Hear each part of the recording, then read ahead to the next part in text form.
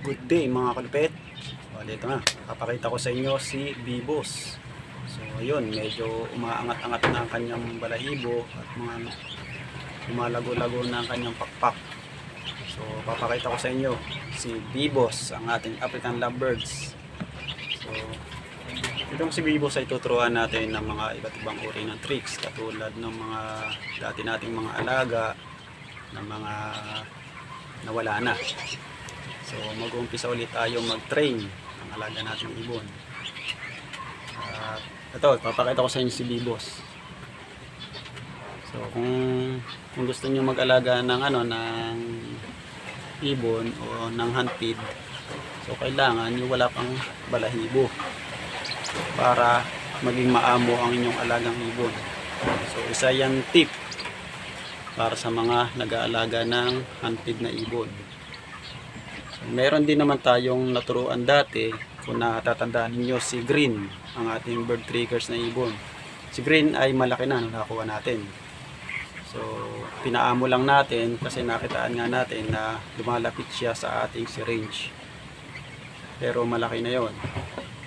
So kaya hindi lang mga bata o mga maliliit lang ang ating pwedeng turuan ng mga iba't ibang uri ng tricks. So pwede rin ang malaki. Depende na lang yun kung mapapaamo ninyo yung malaking ibon na o yung kumpleto na halos lahat. So si Green, nakitaan natin yun ng potential na pwede natin turuan. So ayun, at naunti-unti naman natin yung si Green na i-train at napaamo pa natin. So yun ang kagandahan.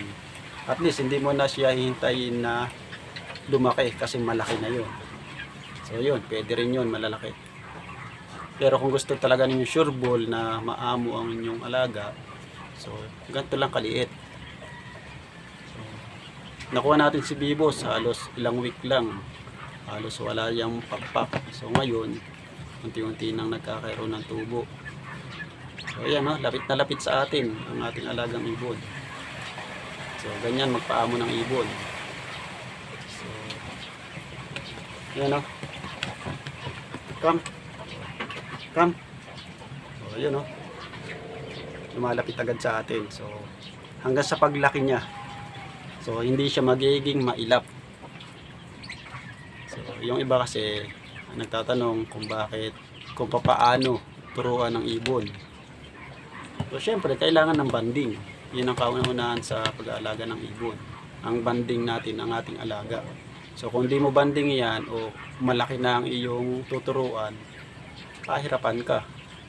So parang may alaga ka rin ditong bata na kailangan araw-araw lagi mong babandingin para masanay sa atin. So ayan, so ganun yung ating mga naturuan na bird triggers noon. Halos araw-araw lagi nating kapit yan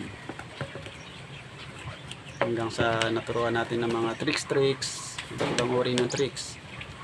Nariyan yung basketball, naglalagay ng alkansya at iba pa. So ayan, gutom na si Bibos. So ito, pinangalanan natin itong Bibos. So ayan,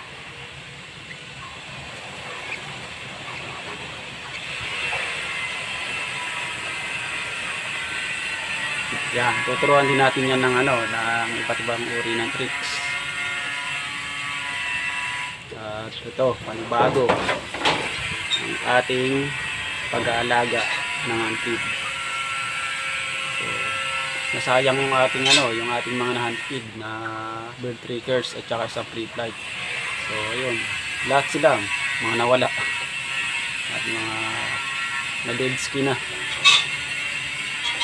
Kaya ayun, parang ako yung natamlayan kasi nga halos lahat ng aking pinaghirapan ay nawala, mga nagkamatay. Isa pa yung sa free flight nakakatay na si Ensan. So kung mapapanood niyo yung iba kong mga video, ayan, nariyan siya. Mapapanood niyo yung mga tricks na ginawa nila. So ito, antabayanan natin to. Papalakihin din natin to ng ayos at syempre lesson learned. Yan ang kauna-unahan natin talaga.